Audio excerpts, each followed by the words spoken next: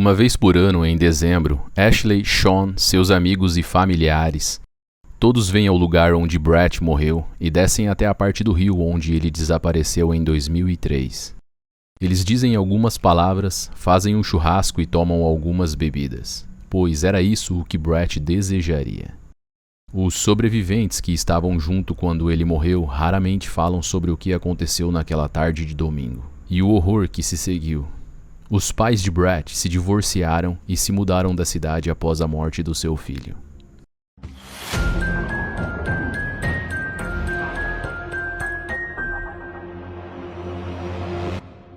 É final de primavera e início de verão na Austrália. Os residentes australianos chamam este período de época molhada, onde ciclones tropicais, chuvas de monção e umidade sufocante se formam. A sudoeste da cidade de Darwin, existe um rio chamado Finniss.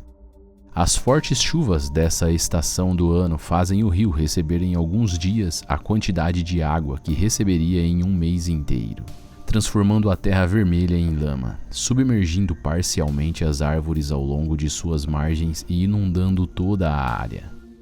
As enchentes interrompem vias, inutilizam parte do sistema de esgoto e água potável, inundam parques e estádios esportivos, e deixa sem eletricidade milhares de habitantes locais. Como se não fosse suficiente, as inundações dos rios trazem consigo tubarões-touro e crocodilos de água salgada.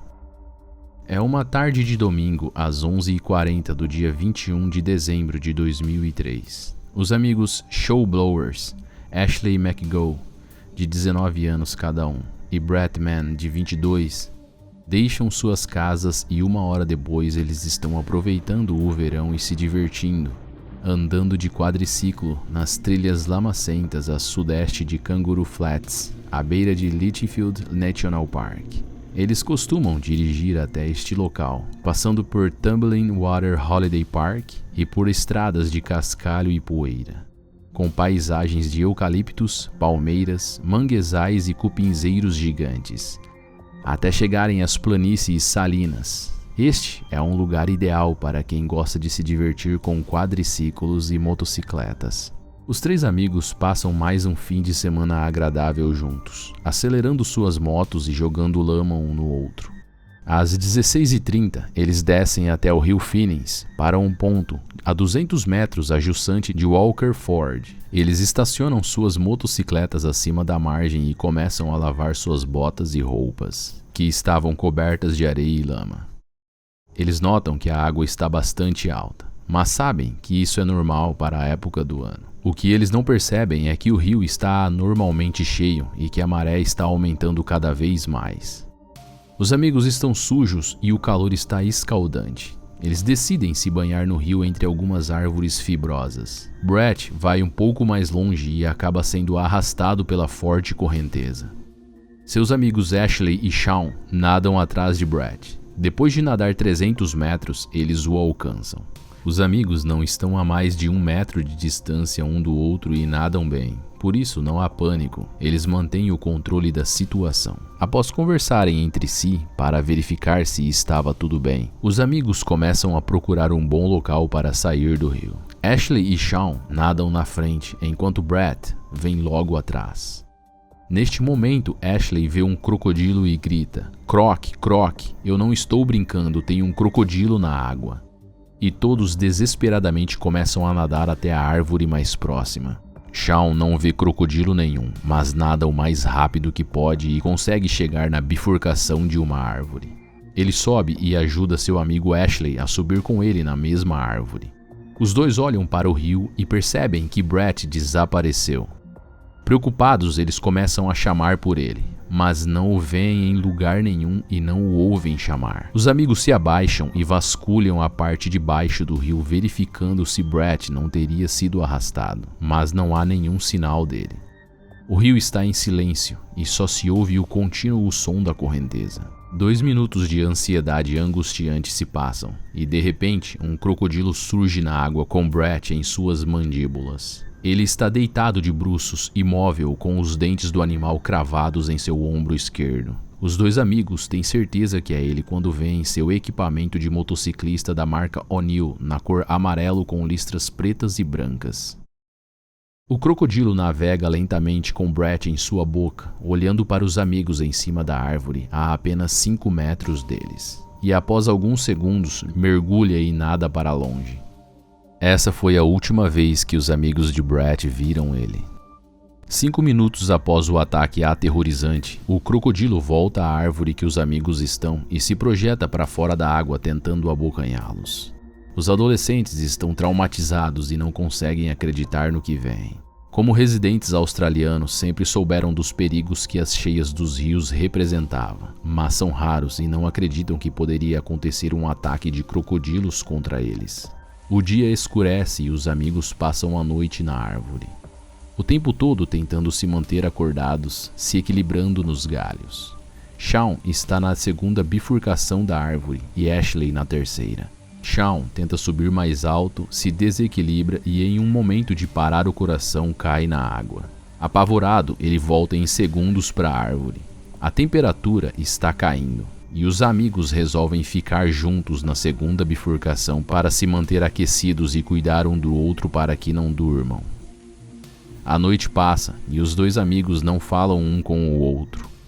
Estão em choque e pensativos esperando que alguém os resgate pela manhã. A noite está escura como breu e como não podem ver um ao outro, Ashley apoia a mão no pé de Shaun. A noite vai passando e os dois verificam de tempos em tempos se o outro está acordado. Sempre que mudam de posição, avisam antes para que ninguém se desequilibre e caia na água. Eles estão exaustos, mas se agarram firmemente à árvore que balança o tempo todo por causa dos ventos e da chuva. Os rapazes deveriam voltar para casa às 19h30 daquela noite, mas não aparecem, e seus amigos e familiares vão procurá-los e encontram suas motocicletas abandonadas. Sabendo que há algo errado, eles chamam as autoridades que iniciam as buscas logo pela manhã. A busca pelos garotos é difícil por causa do terreno acidentado, inundações e mau tempo. Mas por volta das 10 horas, Ashley e Shaun ouvem os gritos de seus familiares que estavam com policiais. Shaun grita na direção deles e conta o que aconteceu, alertando-os para não entrarem na água. Eles ainda podiam ver o crocodilo pela manhã, que, segundo eles, é grande com uma cor verde musgo quase preto e bastante agressivo. Wayne Mitchell, um amigo da família, conversa com os garotos. Eles não conseguem vê-los, mas conseguem ouvi-lo. A parte do rio em que estavam normalmente tem apenas 10 metros de extensão, mas naquele momento se estendia por quilômetros devido às cheias e continuava subindo. Pedir para que os garotos nadassem até seus familiares estava fora de questão. O tempo continua ruim e os meninos estão angustiados e quase hipotérmicos. O grupo de oficiais consegue chegar até os garotos com um barco inflável de borracha. Eles sabem dos perigos que correm se o crocodilo resolver atacar o barco, mas se concentram em fazer o resgate. O barulho do helicóptero que dava suporte à equipe de resgate assustou o crocodilo, que foi embora e nunca mais foi visto. Mesmo com condições climáticas péssimas, por dias subsequentes, autoridades voltaram ao rio na tentativa de encontrar o corpo de Brett, mas nunca encontraram nenhum vestígio. Uma semana após o ataque, um guarda florestal do Parks and Wildlife Service atirou em um crocodilo de 4 metros, não muito longe do local onde Brett havia sido levado. O crocodilo submergiu na água, aparentemente morto, mas seu corpo não apareceu nos dias seguintes. Ninguém pode ter certeza de que era o assassino, pois seu conteúdo estomacal não pôde ser examinado. Depois da proibição da caça de crocodilos, sua população passou de 3.000 para quase 70.000 crocodilos somente na parte norte da Austrália. Os ataques vêm aumentando ano após ano, mas em um paradoxo sombrio, estes animais são cada vez mais procurados pelos turistas que visitam o país. Talvez pela imagem sinistra que transmitem, que inspira medo e admiração. Na sua opinião, foi irresponsabilidade dos garotos ou apenas má sorte de estar no lugar errado e na hora errada? Deixe o que você acha sobre isso nos comentários e vamos conversar. Se você gostou deste vídeo, não se esqueça de clicar em gostei e se inscreva em nosso canal. Isso significa o mundo para nós. Considere compartilhar este vídeo em suas mídias sociais. Assim você estará ajudando a conscientizar mais pessoas sobre o frágil ato de equilíbrio entre o homem e a natureza selvagem.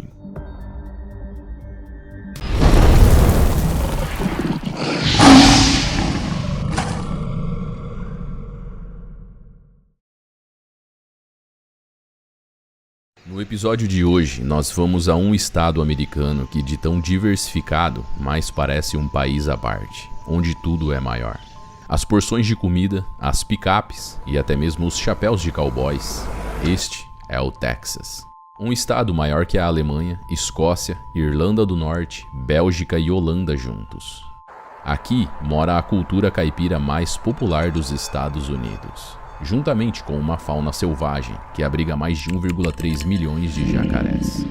É neste local que se passa o trágico incidente que ocorreu com Tommy Woodward, que iremos relatar no vídeo de hoje. Não se esqueça de deixar o seu like e se inscrever em nosso canal. Considere compartilhar nosso conteúdo em suas mídias sociais e siga-nos no Instagram. Lá postamos assuntos relacionados à vida selvagem em vídeos curtos.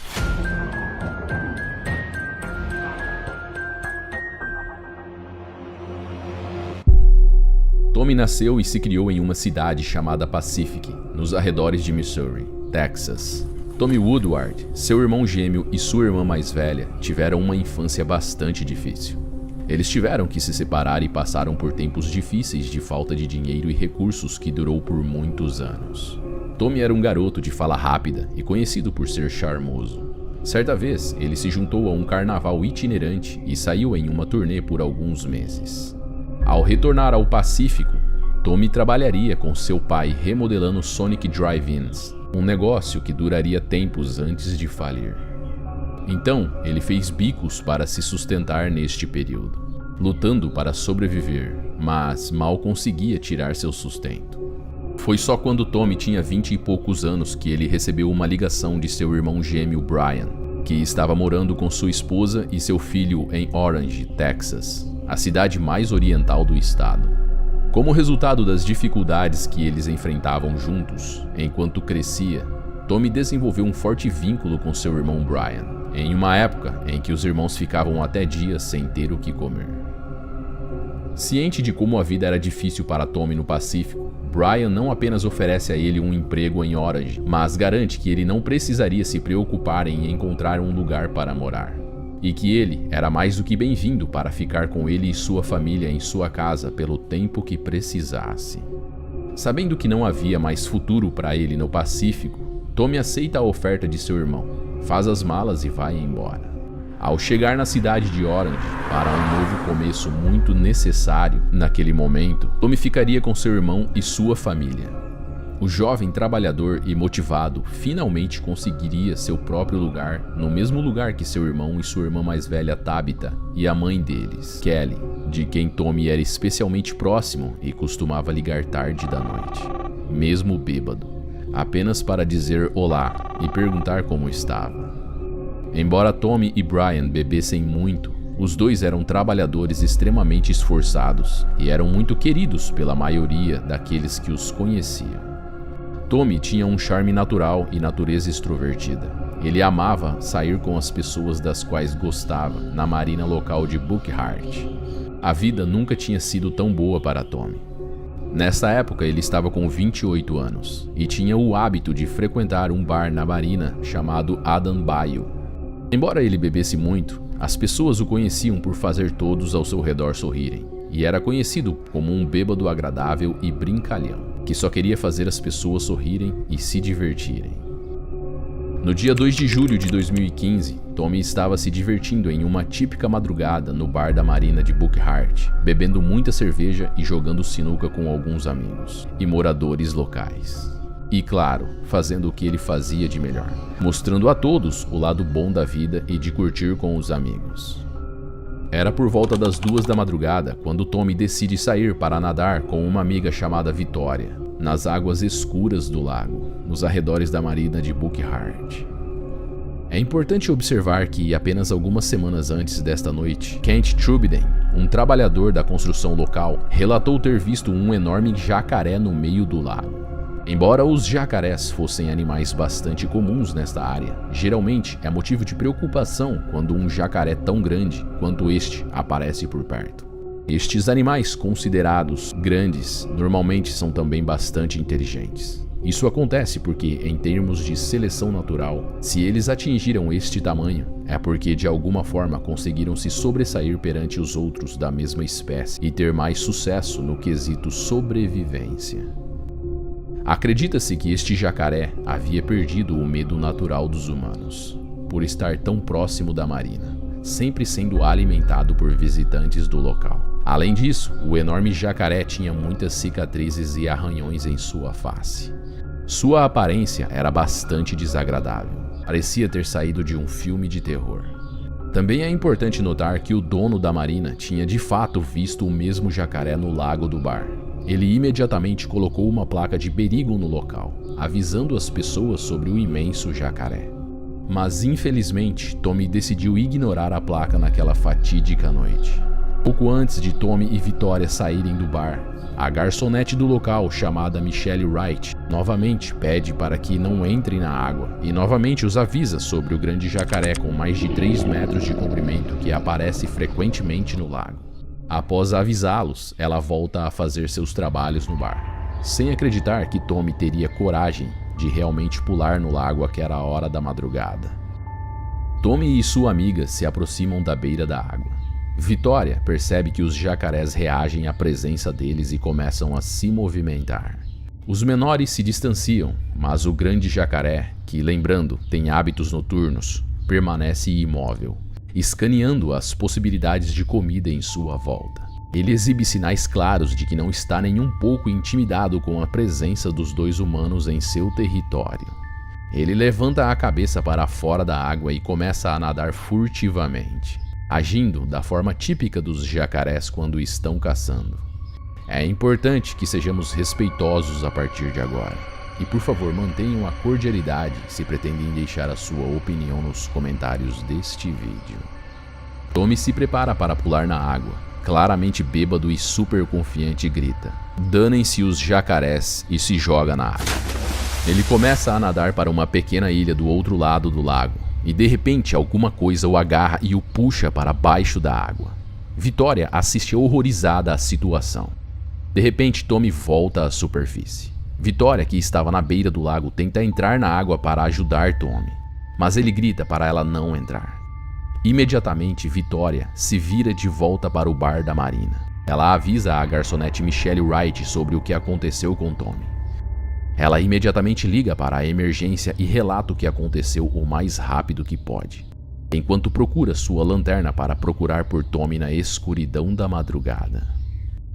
Após chamarem a emergência, as duas mulheres saem em busca de Tommy e 5 minutos depois encontram seu corpo imóvel, boiando de bruços na lagoa próximo ao cais. Neste momento, o jacaré puxa violentamente o corpo flácido de Tommy para a água pela última vez, encerrando a vida do jovem de apenas 28 anos de idade, em questão de minutos. 2 horas após o ataque, o corpo de Tommy foi recuperado das águas. Seu irmão Brian está devastado, acompanhando as buscas pelo corpo do seu irmão. O braço esquerdo de Tommy foi arrancado, o que indica que o jacaré o pegou próximo ao cotovelo para afogá-lo, seguido de um giro mortal, algo que os jacarés e crocodilos normalmente fazem quando querem despedaçar suas presas com a intenção de arrancar seus membros para devorá-los. Os guardas locais iniciam uma caçada atrás do jacaré, e depois de 72 horas tentando, os homens falham em capturar o réptil que, de acordo com testemunhas, era um animal bastante inteligente. Ao saber que o jacaré ainda não havia sido capturado, o trabalhador da construção civil chamado Ken Chobden espalha várias armadilhas de jacarés ao longo da lagoa. E em apenas 24 horas consegue capturar o animal. E sem conter as emoções, Ken dispara 7 tiros na cabeça do animal. Ele disse que o jacaré tinha uma aparência maligna. Mais tarde, Ken fica preocupado, pois passa a duvidar se aquele realmente era o jacaré que havia matado Tommy. Ele não tinha licença para matar o jacaré, e isso poderia lhe trazer complicações com as autoridades. Apesar das suspeitas e para sua sorte, Kent fica aliviado ao descobrir que o jacaré é realmente aquele que todos estavam procurando. Após uma necropsia, eles encontram restos do corpo de Tommy em seu estômago, logo após ser capturado. Por ser o animal que matou e devorou Tommy, e por Kent Chobden ter sido claro e honesto com os policiais sobre a captura do animal e por toda a situação que envolvia o caso, as autoridades decidem que não vão multar Kent pelo abate do animal. Dada a atitude imprudente de Tommy e o fato de estar praticamente bêbado quando pulou na água, a mídia e os jornalistas divulgaram o caso pintando Tommy como se fosse um alcoólatra irresponsável e que sua morte foi merecida. Isso causou ainda mais dor à família que já estava despedaçada e lamentando a perda chocante de um membro querido da família.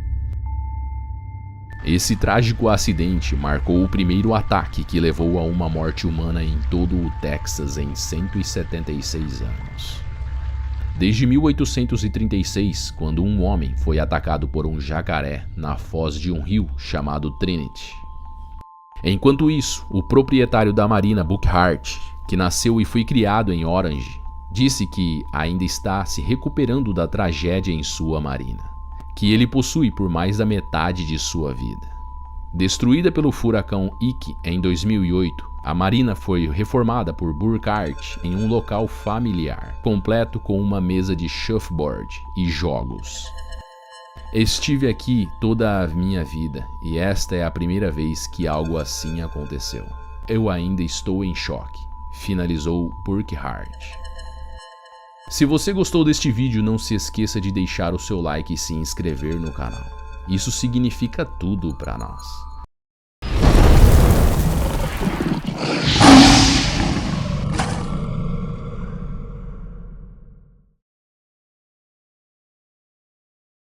Esta é Nova Orleans, uma das cidades mais populosas de Louisiana, lugar dos famosos pântanos americanos, cobertos por cipestres e margens lamacentas. Certamente você já deve ter assistido algum filme de terror ou mistério que foi gravado aqui. O ecossistema é um tanto apavorante, com água estagnada por toda parte e árvores grossas e submersas. A sensação é que você vai cair ou se perder e ninguém será capaz de encontrá-lo. Ou alguma criatura vai sair da água a qualquer momento. A água parada parece um tapete verde de folhas que vai se quebrando com o movimento vagaroso do barco. Tudo muito silencioso. Este é o lar de milhares dos temidos parentes dos jacarés e crocodilos, os alligators. Com 82 dentes, a força da mordida deste animal é equivalente a 280 kg por centímetro quadrado. Os moradores conviviam bem com eles, até o dia em que o furacão Ida os trouxe para a cidade. Atrás somente do furacão Katrina, o furacão Ida foi o mais devastador e mais prejudicial furacão de Louisiana. A tempestade devastou comunidades costeiras inteiras, danificou a distribuição de energia, que em muitos casos durou dias ou até semanas. A força do furacão deslocou águas para a cidade, e junto com ela trouxe animais perigosos que começaram a vagar pelas ruas, bueiros, escolas e pelos quintais das casas. A população que achava que estava em paz depois que o furacão se foi, agora tem que tomar cuidado para não serem devorados enquanto caminham pelas ruas ou pelo quintal da própria casa. Este é o caso de Timothy Satterley, um senhor conhecido por ser um pai gentil e muito amoroso, que gostava de ajudar quem mais precisa. Ele era considerado um dos pilares da comunidade e se ofereceu como cozinheiro voluntário durante o desastre para ajudar aqueles que não tinham acesso a suprimentos e alimentos em geral, durante a passagem do furacão. Ele sobreviveu ao furacão Katrina e ao furacão Ida, mas acabou sendo devorado por um alligator que a tempestade trouxe. É esta a história que vou relatar neste vídeo. Se você gosta de conteúdos assim, por favor, comente o que achou do vídeo. Deixe o seu like e se inscreva no canal. Isso significa um mundo para nós. Considere compartilhar este conteúdo em suas mídias sociais. Assim, você estará ajudando a conscientizar mais pessoas sobre o frágil ato de equilíbrio entre o homem e a natureza selvagem.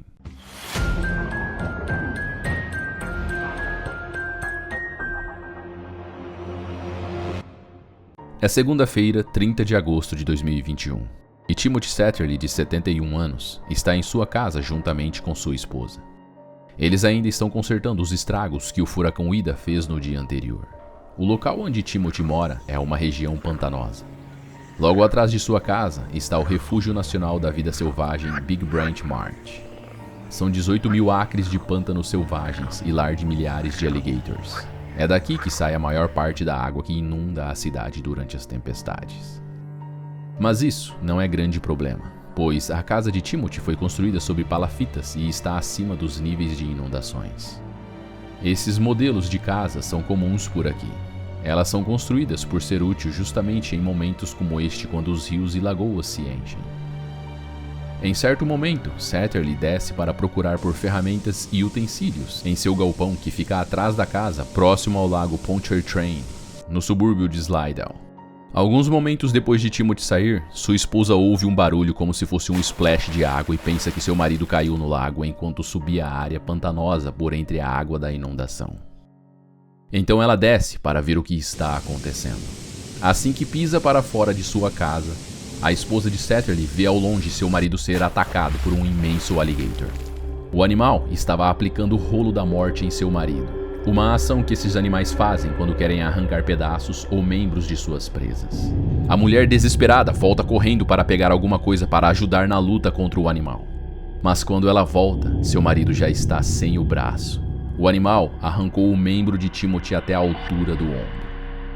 Ele fica agonizando na água em completo estado de choque. Sua esposa está desesperada e sem saber o que fazer para ajudar o marido. As linhas telefônicas não estão funcionando e a casa está sem energia devido às inundações generalizadas ocasionadas pelo furacão Ida. Timothy está ficando inconsciente devido à perda de sangue. O alligator parece ter se satisfeito com o braço de Satterley e desaparece por alguns instantes, submergindo no lago. Sua esposa então o puxa da água e o coloca na escadaria da casa. Neste momento, o corpo de Timothy está se desfalecendo. Desesperada, ela decide pegar uma piroga e remar em busca de ajuda. Depois de navegar cerca de 1,5 km, ela caminha para um terreno alto e consegue sinal para o celular. E então liga para o gabinete do xerife e informa sobre o ocorrido. A mulher então volta para sua casa e aguarda a chegada dos policiais. Quando as autoridades chegam ao local, não havia mais sinal de Satterley. Seu corpo havia desaparecido, deixando apenas manchas de sangue nos degraus da casa. Inicialmente, os policiais suspeitam da versão da mulher. Mesmo assim, abrem uma investigação e uma procura pelo corpo do homem juntamente com uma procura pelo alligator, autor do ataque, é iniciada. A polícia disse que procurou por Satterley por cerca de 6 horas pelas redondezas onde ele desapareceu, com aerobarcos, canoas e helicópteros, mas não consegue encontrá-lo. Vizinhos disseram que grandes jacarés são comuns na área, porque alguns moradores os alimentam com carne. O xerife Randy Smith, do condado local, disse que instalaram várias armadilhas para capturar alligators pela região. Ele adverte os residentes a serem mais vigilantes ao caminhar em áreas alagadas naquele momento, pois a vida selvagem também foi deslocada durante a tempestade, e jacarés e outros animais perigosos podem estar mais próximos do que se pensa. As águas altas e correntes dificultam os trabalhos. Policiais estaduais e federais ajudam nas buscas. O capitão Lance Vitter, um dos responsáveis pelas buscas, disse: "O corpo é uma das coisas mais importantes, se não a mais importante de uma investigação sobre uma morte. Não temos um corpo, então não podemos classificar oficialmente este senhor como morto. Não descansaremos enquanto não o encontrarmos", finalizou. Após 2 semanas de muito trabalho e buscas intensas, no dia 13 de setembro, os oficiais do xerife de St. Tammany, da Divisão de Operações Especiais, junto com agentes da vida selvagem e pesca dos Estados Unidos e da Louisiana, capturam um alligator na área de Everett States, próximo do local onde Timothy Satterley desapareceu. Ele tem 3,65 metros e 225 quilos. Uma necropsia é realizada e cabelos, pele e outros restos humanos são encontrados no animal, juntamente com materiais da propriedade do Sr. Satterley. O material biológico encontrado está completamente destruído. E, infelizmente, muito do tecido que estava há dias dentro do estômago do animal foi severamente degradado, o que dificulta muito os exames. O legista da paróquia de St. Tammany, Dr. Charles Preston, e sua equipe fazem o que podem e conseguem uma correspondência de DNA de 11 pontos com os filhos do Sr. Satterley, usando tecnologia avançada de DNA. Eles também examinaram evidências de cirurgias anteriores, incluindo uma operação do manguito rotador e registros dentários que Timothy havia feito. O legista Preston disse: "Estou confortável em dizer que os restos mortais são do Sr. Satterley." O médico acrescentou também que catalogou o cabelo e outras amostras da casa da vítima e tentará fazer uma correspondência ainda mais completa de DNA. O xerife Randy Smith fez uma publicação em suas redes sociais. "Esta é uma tragédia horrível e minhas sinceras condolências vão para a família Satterley. Estou muito orgulhoso do trabalho árduo e ininterrupto dos meus oficiais e das outras agências que ajudaram, e espero que a persistência deles em encontrar este jacaré ajude a família a lidar com a perda. Continuaremos a mantê-los em nossas orações", finalizou o xerife Smith. Uma campanha de arrecadação de fundos nas redes sociais foi promovida para arrecadar dinheiro para a esposa de Satterley. A página de financiamento dizia: "Ela é tão legal e amorosa, mas recebe comentários feios sobre o que deveria ter feito na ocasião do ataque. Ela temia pela vida de seu marido, assim como pela sua própria.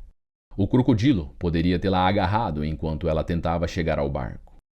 Tanta coisa estava passando por sua cabeça em pânico para salvar seu marido. A Sra. Satterley fez o que poderia ser feito", finalizou o post. "Obrigado por me acompanhar até aqui. Te vejo no próximo ataque."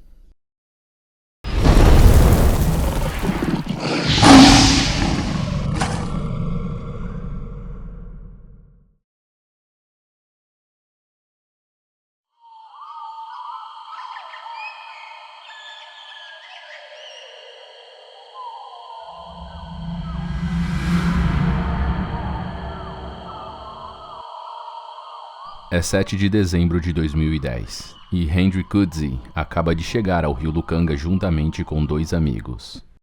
Ele está liderando uma expedição que pretende descer pelas perigosas corredeiras do Lukanga. Mas seu objetivo não é somente de diversão. Existe uma pureza em seu propósito. Ele pretende chamar a atenção pública para a falta de água potável para consumo na região. O aventureiro está inebriado de estar ali. Coetzee anseia por momentos como este a vida toda. Ele ama o continente africano com a mesma intensidade que ama esportes radicais, o que faz dele um experiente aventureiro que vive a vida intensamente, 1 segundo de cada vez. Ele foi o primeiro homem a correr pelas perigosas cataratas Murchison do rio Nilo, uma façanha que repetiu por 8 vezes. Até hoje, ninguém teve coragem de repetir o feito sozinho como ele fez. Ele correu grandes trechos do rio Congo e explorou rios caudalosos em toda a África. Guiou viagens em rios em 10 países diferentes. E se qualificou como guia de jangada no Zambeze em 97. Coetzee foi treinado como médico das Forças Especiais da África do Sul.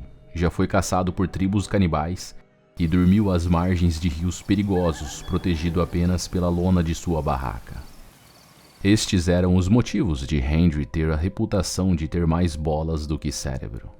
As realizações de Coetzee atraem a atenção de muitas pessoas que dão a ele fama e reconhecimento entre todos os apreciadores de esportes radicais. E ele aproveita essa atenção para divulgar o caos e os problemas sociais do continente. Henry mal podia esperar para explorar as inexploradas corredeiras do perigoso Lukanga. O rio corre pelas bordas do sopé do Planalto de Katanga, coberto por savanas e plantações agrícolas. Sua extensão é imensa, com uma biodiversidade digna do seu tamanho. Os habitantes das regiões que margeiam o rio não se arriscam a chegar perto da água. Eles sabem o que existe abaixo da superfície. Relatos de pessoas sendo devoradas e barcos sendo atacados são comuns por aqui. As águas e o terreno do local são lar de animais extremamente agressivos e territoriais, como hipopótamos e crocodilos do Nilo. Crocodilos do Nilo são os maiores répteis da Terra. Estes animais podem passar de 6 metros de comprimento e pesar 900 quilos. As guerras civis do continente ceifaram cerca de 5,4 milhões de vidas, e a maior parte dos cadáveres foi despejada nos rios servindo como alimento. Como resultado, estes animais se habituaram a comer carne humana. Juntos, os animais e a natureza formam um panorama de tirar o fôlego, às vezes até no sentido literal da palavra. É neste cenário que se passa o vídeo de hoje. Se você gosta de conteúdos assim, por favor deixe o seu like e se inscreva no canal. Isso significa um mundo para mim. Considere compartilhar este conteúdo em suas mídias sociais. Assim você estará ajudando a conscientizar mais pessoas sobre o frágil ato de equilíbrio entre o homem e a natureza selvagem.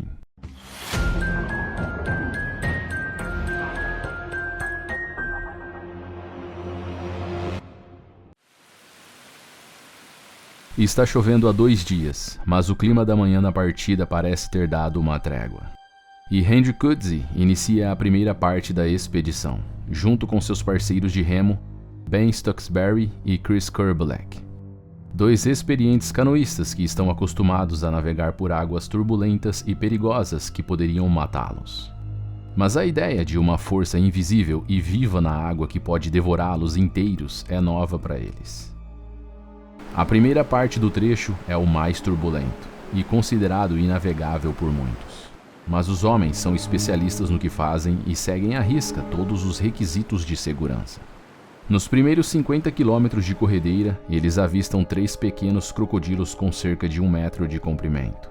Apesar do receio, tudo segue como o planejado, e após muitos quilômetros serpenteando por colinas cobertas de capim-elefante, os homens concluem o primeiro trecho da expedição sem maiores problemas. E logo dão início ao segundo, que percorre 250 quilômetros de águas calmas e tranquilas, antes de desaguar no rio Congo. Os canoístas foram avisados sobre a presença dos crocodilos naquela área, e estão cientes de que a incidência dos animais em águas planas e sem correnteza é maior. Eles tentam não se preocupar muito com isso e brincam dizendo que estão entrando na parte que fica o restaurante dos crocodilos, onde eles são a refeição. Neste momento, eles resolvem mudar a formação e seguir em fila próximos um atrás do outro. Kerblech segue na frente, Stokesbury no meio e Hendricks logo atrás. Há muitos capins-elefantes flutuando neste trecho e isso distrai um pouco os homens que tentam desviar deles. Nada naquele momento poderia alertá-los para o horror que estava prestes a acontecer. De repente, Hendricks grita, "Meu Deus, crocodilo!" E Stokesbury imediatamente se vira e vê um imenso crocodilo caindo sobre ele com a boca aberta. A canoa de Hendricks vira junto com ele e fica totalmente submersa, tremulando por alguns segundos agonizantes. Tempo em que provavelmente o canoísta está lutando por sua vida, enquanto o crocodilo o puxa da cabine apertada do barco. Na sequência, silêncio. Alguns minutos de muita agonia se passam sem nenhum sinal de Coetzee. Seus parceiros sabem que não podem fazer nada ali, então decidem remar o mais rápido que podem até um vilarejo cerca de 1 quilômetro mais para baixo para pedir ajuda. Enquanto eles informavam os moradores sobre o incidente, o barco de Coetzee passa sendo levado pelo rio. Eles então seguem até o barco na esperança de encontrar alguma coisa, mas não há nada. O barco está em perfeito estado, não há sequer um arranhão. Kerblech e Stokesbury tentam rapidamente reunir uma equipe de busca para encontrar Hendricks, mas os moradores locais estão bastante inflexíveis. Eles dizem que o crocodilo que atacou Coetzee provavelmente é o mesmo que ceifou a vida de 9 integrantes da comunidade e tem cerca de 6 metros de comprimento. Após muita insistência e uma recompensa ser oferecida, alguns homens se dispõem a procurar, mas não encontram qualquer coisa, nem mesmo pedaços de espuma ou colete salva-vidas. O corpo de Hendricks Coetzee nunca mais foi visto, e no dia seguinte é dado como morto. Mais tarde, Stokesbury disse que a boca do crocodilo era do tamanho do torso de Coetzee. No blog onde documentava suas jornadas, Coetzee fez uma publicação no dia 26 de novembro que indicava que estava com mau presságio. Ele escreveu: "Enquanto eu lambia meus lábios secos e verifiquei cuidadosamente se tudo estava em ordem, e estava funcionando corretamente, tive a sensação de que poderia estar fazendo algo que não deveria. Superei a dúvida e, quando finalmente cheguei ao fundo da corredeira, fiquei feliz por ter feito isso. Afinal, era apenas paranoia. Em outra publicação ele escreveu: "Se segurança fosse tudo o que eu quisesse, teria ficado em casa. Esta é a natureza da besta. Risco." No fundo, Coetzee sabia que seu estilo de vida o aproximava cada vez mais da morte prematura. Mas a vontade de viver todos os dias, como se fosse o último, era maior. O aventureiro só ficava feliz quando estava superando seus limites, e sentia uma depressão profunda no fim de cada desafio completado. Ironicamente, Coetzee havia aconselhado os outros canoístas para evitar redemoinhos por causa de hipopótamos perigosos chafurdando debaixo d'água e para se distanciarem de áreas onde os crocodilos tomam sol. Kerbullek disse que toda a viagem que antecedeu o ataque foi muito esclarecedora e está ansioso para navegar novamente, mas nunca mais nas águas do Lukanga, em respeito a Coetzee. Stokesbury disse que o Comitê Internacional de Resgate foi eficiente em evacuá-los. Eles conseguiram tudo o que precisavam para sair, os papéis e telefone via satélite. O IRC garantiu que toda a papelada fosse distribuída ao governo. O ministro provincial apresentou suas condolências para os parceiros de remo de Henry Coetzee. Coetzee tinha uma namorada com quem pretendia se casar em breve. Ela o esperava ansiosamente. Esta era para ser a sua última aventura. De certa forma, ele estava certo.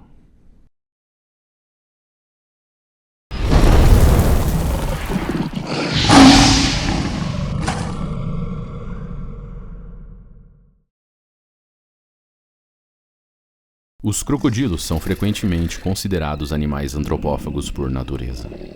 Diferente dos tigres e leões, que normalmente atacam pessoas porque ficam doentes ou velhos e perdem a habilidade de caça, dos tubarões, que muitos especialistas dizem que nós humanos não fazemos parte do seu cardápio. Para os crocodilos, basta que estejam com fome e que um ser humano esteja por perto. Os crocodilianos são animais que não têm um prato específico. São caçadores hábeis e talentosos. Basicamente feras que atacam e comem qualquer coisa que se mova, grande, pequena, com muita gordura ou com pouca gordura. Os crocodilos matam centenas, talvez milhares de pessoas todos os anos. Diferente do que muitos pensam, as pessoas atacadas por crocodilos do Nilo não morrem por afogamento. A mordida dessa espécie está no topo da lista entre as mais fortes do mundo, podendo chegar a inacreditáveis 2.200 quilos de força. E a vítima normalmente é mordida no torso, espremendo seus órgãos e matando-a antes mesmo de se afogar. Embora grande parte dos ataques não sejam relatados, os que chegam ao público servem como um lembrete severo do quão mortal estes predadores jurássicos podem ser. O segmento do turismo na África tenta passar uma sensação de segurança a todo custo para os turistas que visitam o local. Mas os moradores contam uma história diferente. Muitas pessoas desaparecem misteriosamente por aqui. A verdade é que basta estar na água, de barco ou de caiaque, dentro da água ou apenas nas margens lavando roupas, para correr o risco de virar comida de crocodilo. E no relato de hoje você vai conhecer um dos ataques de crocodilo mais notórios já registrados na África, envolvendo um homem que foi retirado do barco em que estava e sumariamente devorado. Se você gosta de conteúdos assim, por favor deixe o seu like e se inscreva no canal. Isso significa o mundo para nós. Considere compartilhar este conteúdo em suas mídias sociais. Assim, você estará ajudando a conscientizar mais pessoas sobre o frágil ato de equilíbrio entre o homem e a natureza selvagem.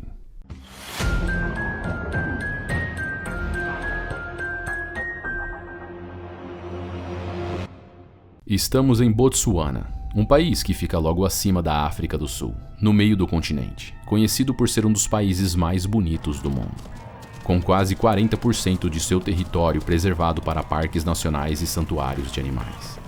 É um dos destinos turísticos mais procurados da África. O país também é conhecido por ter a maior incidência de HIV do mundo, e muitos médicos e cientistas estrangeiros trabalham no local para conter a epidemia. O Dr. Richard K. Holt é uma dessas pessoas.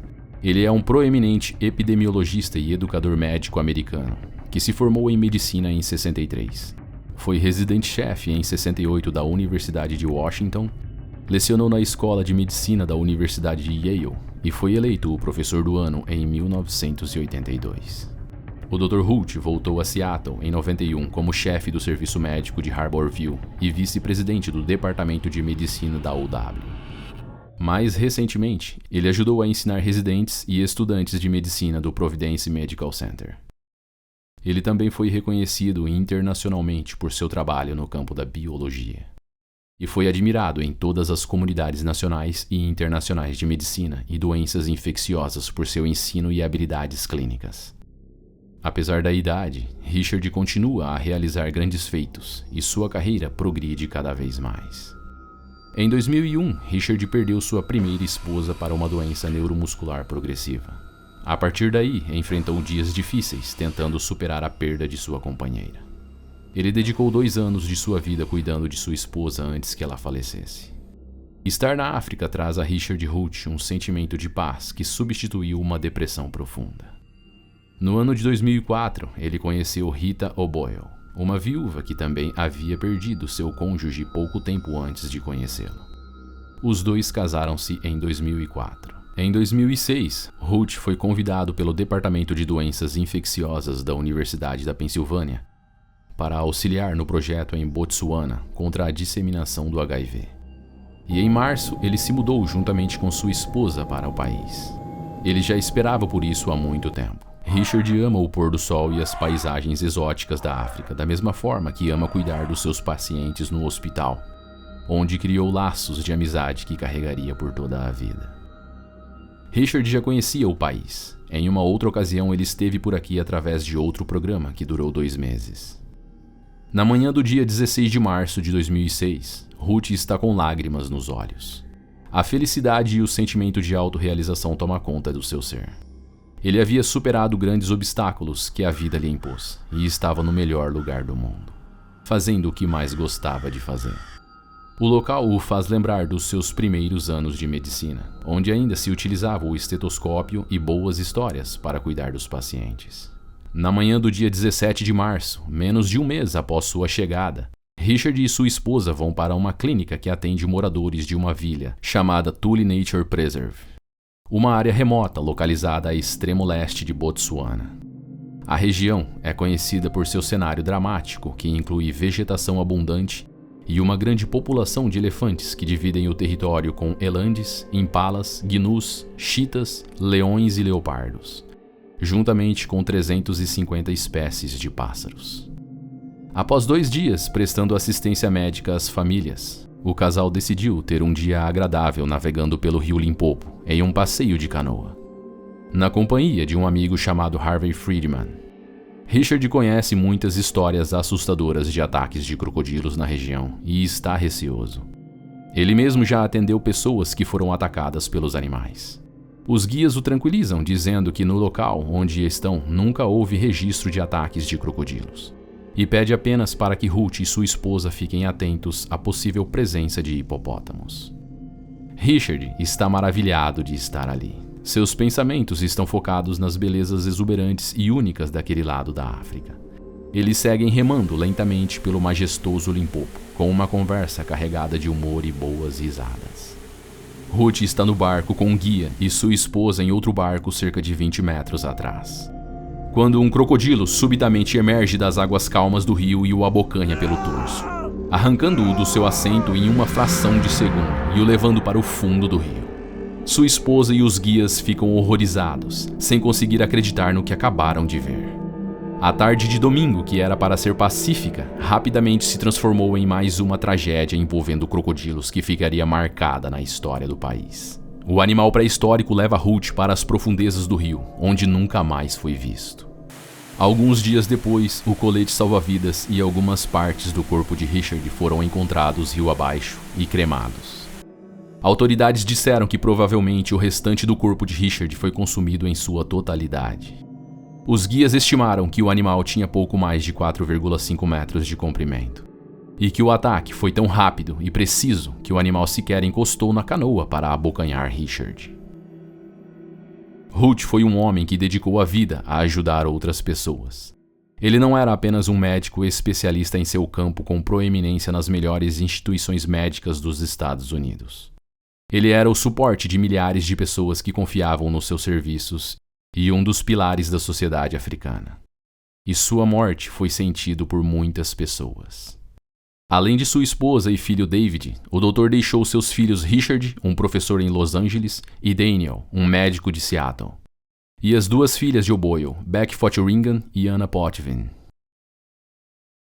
Se você gostou deste vídeo, certamente vai encontrar episódios igualmente interessantes na playlist que está sendo sugerida para você neste momento. Obrigado por me acompanhar até aqui. Te vejo no próximo ataque.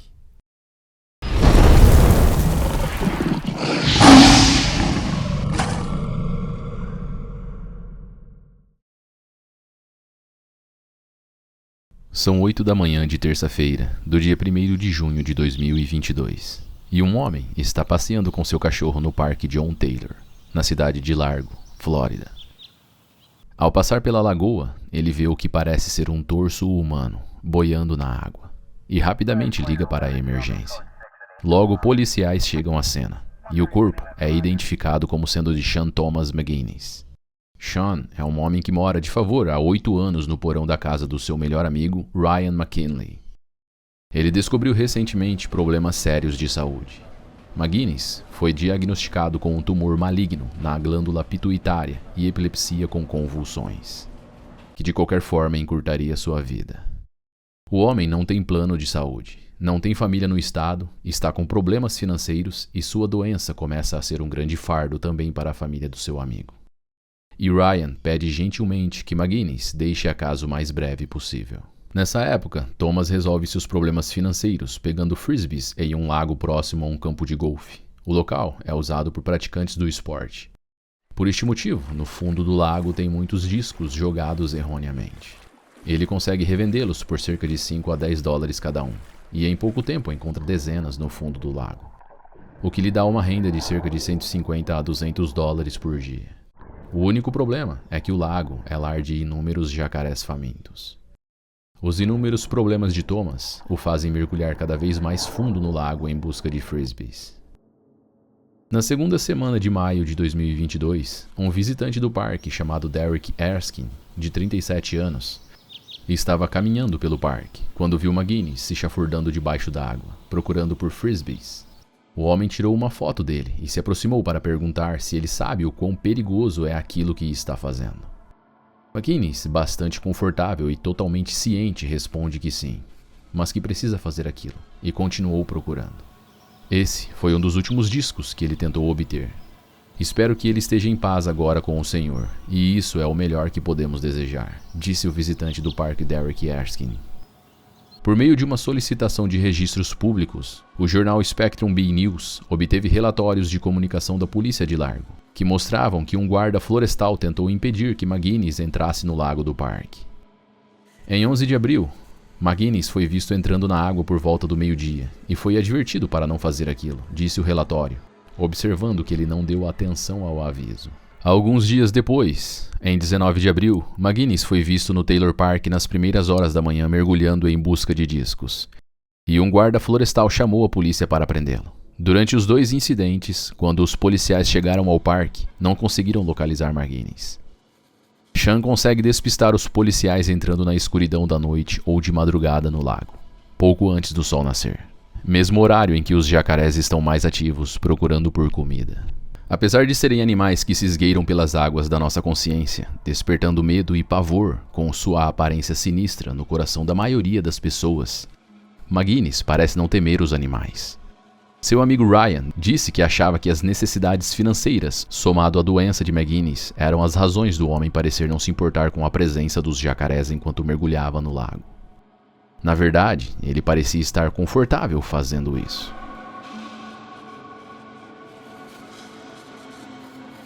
Em seu último dia, Sean Thomas acorda de madrugada e vai até o parque como de costume, entrando sorrateiramente para que os guardas não o percebam. Logo ele estende as mãos e começa a arrastar os pés no fundo do lago procurando por discos. A madrugada está fria e silenciosa. Nada se ouve, além de grilos e de Sean se arrastando pelas águas do lago.